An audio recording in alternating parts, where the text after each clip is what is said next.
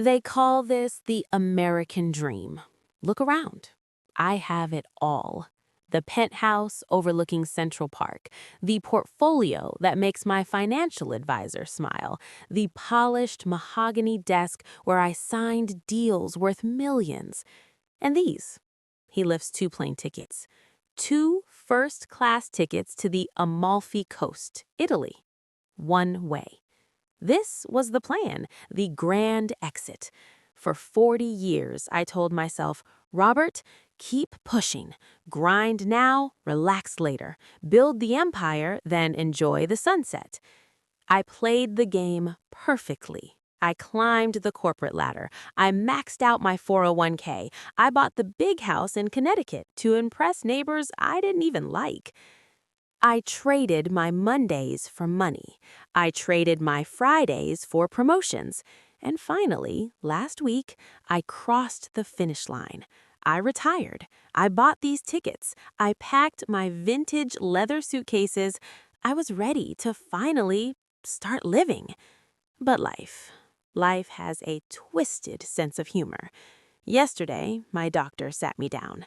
He didn't look at my bank account. He looked at my heart scan. He said, Robert, with your condition, the cabin pressure at 30,000 feet would kill you. Your heart is operating at 20% capacity. You can't fly. You can barely walk up a flight of stairs. So here I am, the richest man in the graveyard of dreams, holding a ticket to paradise that expired the moment I earned it. I want to talk to you. Yes, you, the 30-year-old watching this on your phone while commuting to a job you tolerate, the 40-year-old missing your kid's soccer game because of a conference call. I was you. I remember being 32. I had so much energy. I could run 5 miles before breakfast. My wife, Sarah, God, she was beautiful. She loved to travel. Every year, she would bring me brochures. Hawaii, Paris, Tokyo. She'd say, Rob, let's go, just for a week. The money can wait. And every year, I gave her the same logical, responsible answer.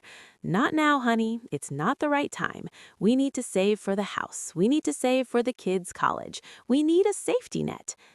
I invented a god called Someday. I worshipped Someday. I sacrificed everything on its altar. I remember my daughter's 10th birthday. I was in a hotel room in London closing a merger. I sent her a gift card. I told myself, I'm doing this for her future. What a lie. I wasn't doing it for her. I was doing it for my ego. I was doing it because I was terrified of being average. In America, being average is a sin, right? You have to be exceptional. You have to be a hustler. So I hustled. I grinded. I treated my body like a rental car. Fast food at 2 a.m., 4 hours of sleep, coffee instead of water, stress instead of oxygen. I ignored the chest pains in my 40s. Indigestion, I said. I ignored the dizziness in my 50s. Just fatigue, I said.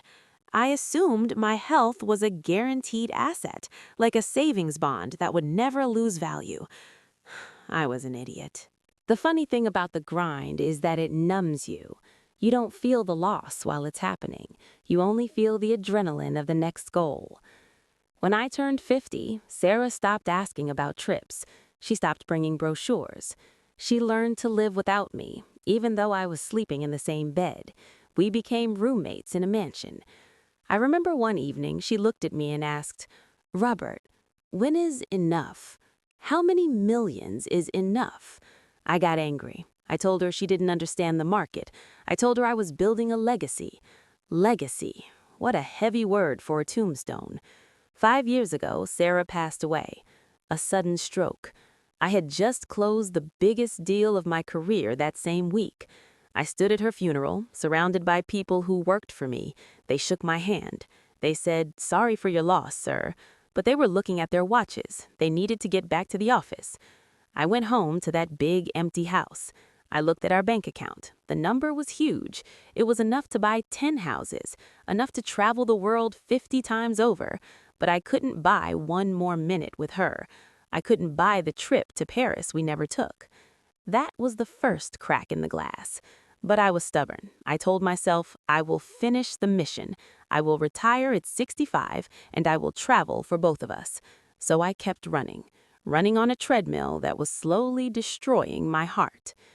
Do you know what it feels like to win the lottery and lose the ticket on the same day? That was me in Dr. Harrison's office. He showed me the x-ray. Your heart is an old engine, Robert, he said. You ran it at maximum speed for too long without maintenance. It's burnt out. I tried to negotiate. That's what I do. I'm a businessman. I'll pay for the best specialists, I said. I'll pay for a private medical jet. He just shook his head. Money can't fix tissue that is dead, Robert. You need stability. You need rest. No excitement, no travel, no adventures. No adventures. The sentence echoed in my head. I walked out of that hospital and sat on a bench. I watched a young couple walking by. They looked poor, backpacks, worn-out shoes, sharing a cheap sandwich.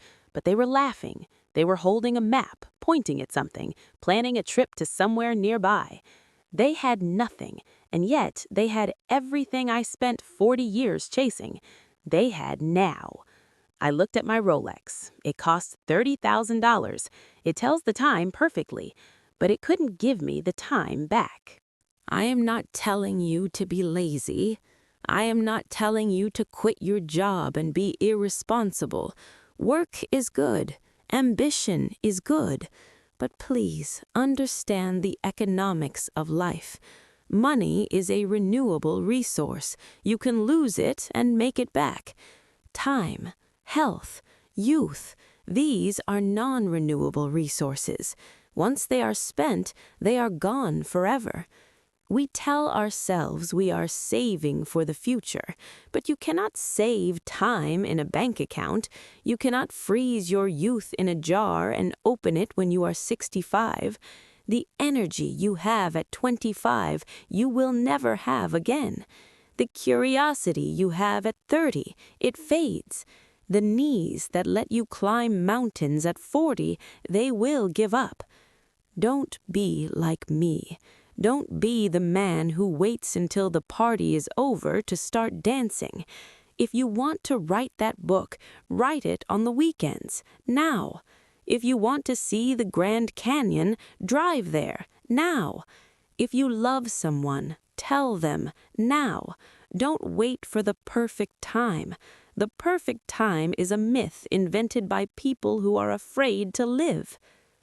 I can't go to Italy. My heart is too weak for the flight. But tomorrow I'm going to do something crazy. I'm going to drive to the beach, just 2 hours away. I haven't seen the ocean in 10 years. I'm going to take my shoes off.